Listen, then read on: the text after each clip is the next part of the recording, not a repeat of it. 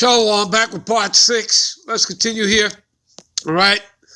So again, like I said, you see that word, tried, all right? Tried. It's talking about a test of one's faith, virtue, character, by enticement to sin. You see that? All right? See, of temptations of the devil. See that? Of the God power to inflict evils upon one, listen closely, in order to prove his character. You see that? To prove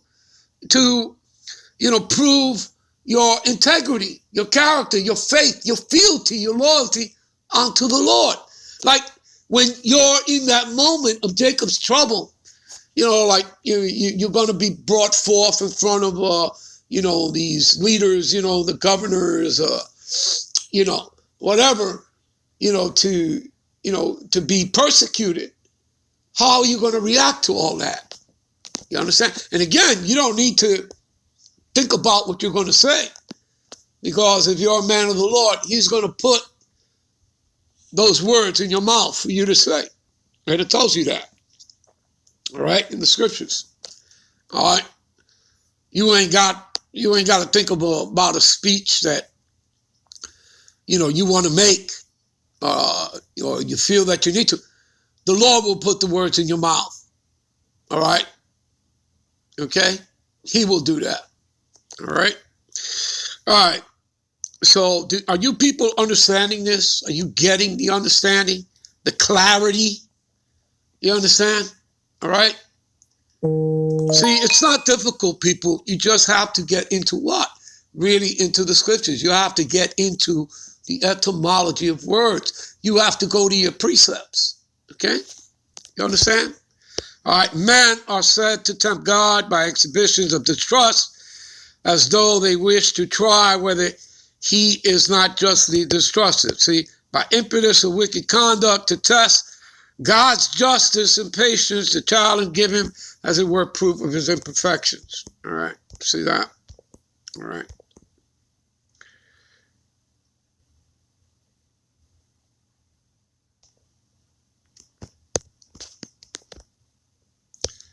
See, a trial, experiment, attempt to attempt a thing, to make trial of a thing or a person, to test you. All right? All right? Okay? All right? You understand all that, people? Okay? So it's a test. Got that? All right? It's a test. You maybe try it. Now, let's get into tribulation. Let's go into the word tribulation, right? Okay, we've looked up, all right, we've looked up devil, and that's talking about Esau, Edom. It's talking about man, not the spiritual entity Satan, right? And we looked up the word tried, right? Now let's look up the word tribulation, all right? All right. Strong's G 2347. Thalipsis. All right. Okay, pressing together, pressure, right? Metaphorically, oppression, affliction, tribulation, distress, straits. You see that?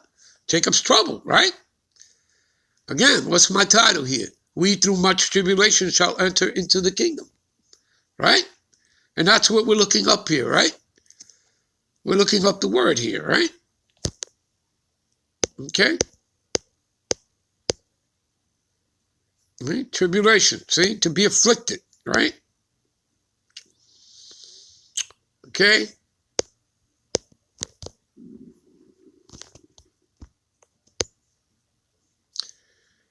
See? A compressed way, a narrow, straightened, contracted, all right? To trouble, afflict, distress, okay? And there's only one way into the kingdom. That's the straight gate. That's through Yahushua, Mashiach, all right? Okay.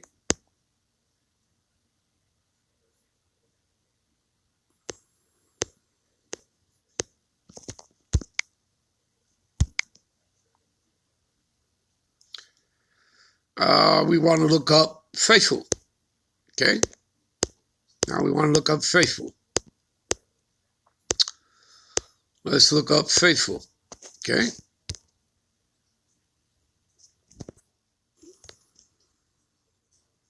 Strong's G 4103.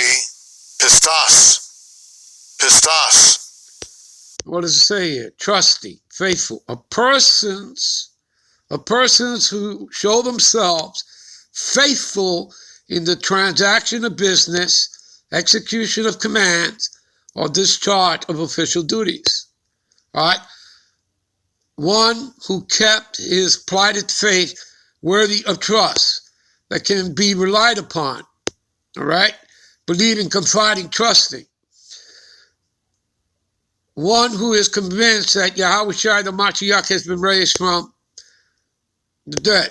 One who has become convinced that Yahweh Shai is the Messiah and the author of salvation. All right? A believer. All right?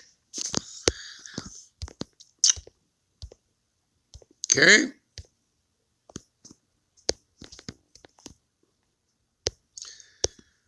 All right?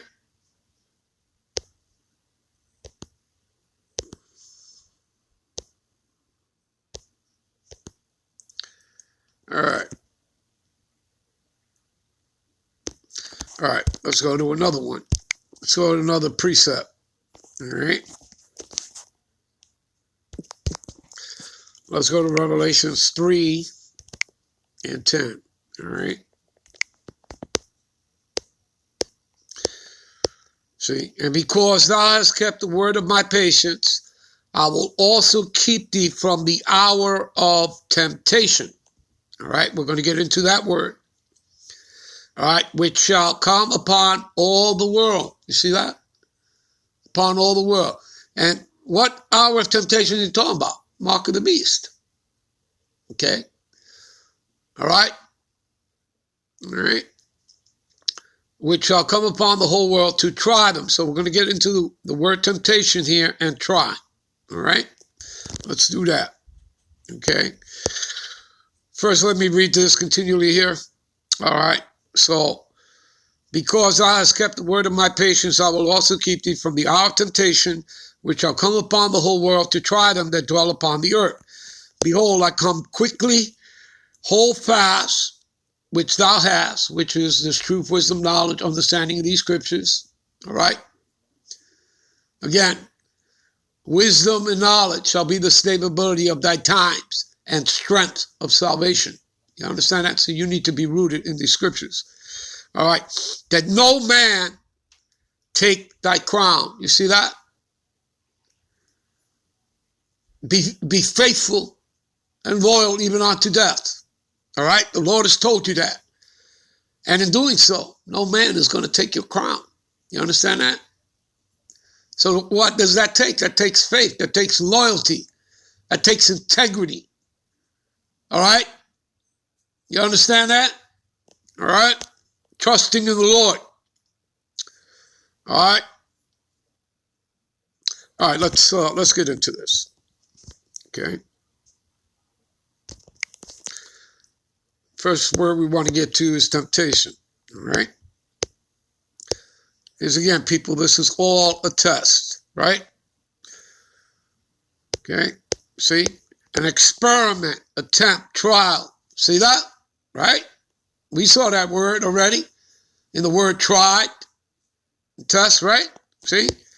Trial, proving the trial made of you by my bodily conditions, since conditions served as to test the love of Galatians, or Paul. See, the trial of man's fealty. You see that? Integrity, virtue, constancy. You see that? Do you people see it? Do you understand that? Do you get it now? Why you have to go into the etymology of words, the root words, why you have to go to precepts. Do you understand that, people? See, a trial of man's fidelity, integrity, virtue, and constancy. Okay? Enticement to sin. Okay? Whether arising from desires or from the outward. In other words, the Lord's going to test you to see what? Are you willing to stand up for him? All right? All the way to the end? In this truth, wisdom, knowledge, and understanding that he's giving you. Are you willing to stand up under, pressure, under adversity, because again, you're going to be outcast. All right? That's already started. Okay? The signs are all there. You're going to be outcast because you're not going to roll with the rest of the world. Okay? They are the opposing force. And they've been set up to be the opposing force against the truth. Okay?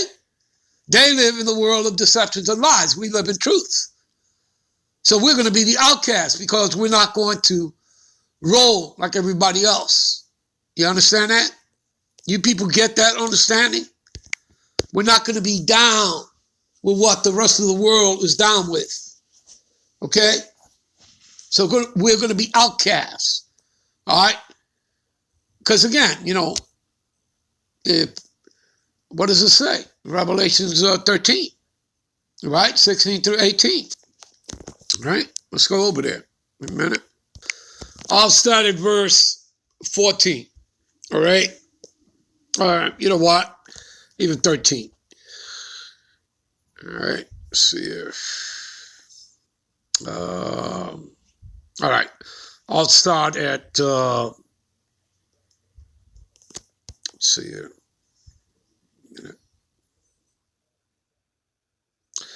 All right, I'll start at verse 11.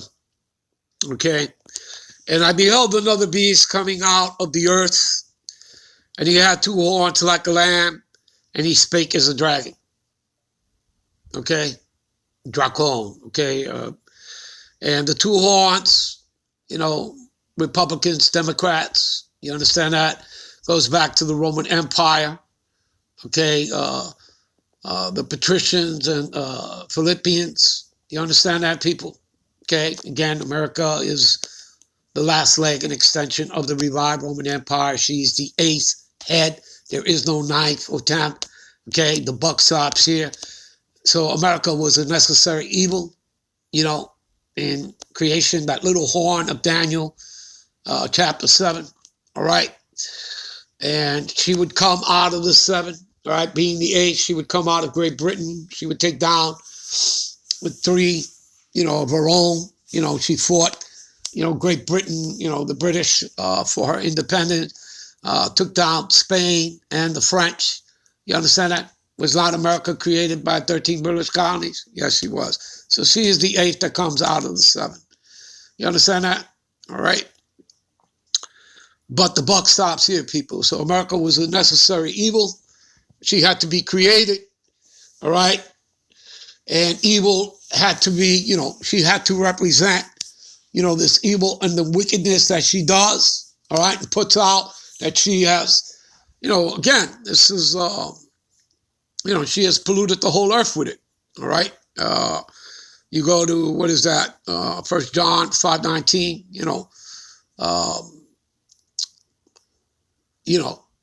the earth lies in wickedness, right? And you go precept, you go to 2nd Ezra, the 15th chapter.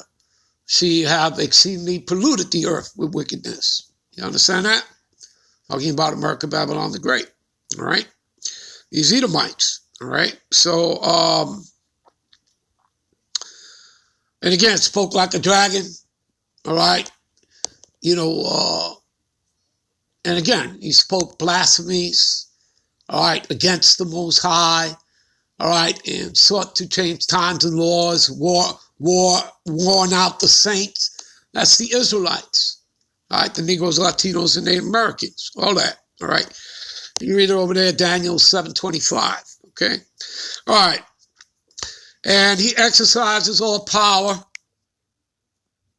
all right, of the first beast before him. You know what? We're going to end this here. We'll come right back. We'll be right back with part 7, all right? And I believe we'll be able to close out then. All right. We'll be right back with part 7. Shalom.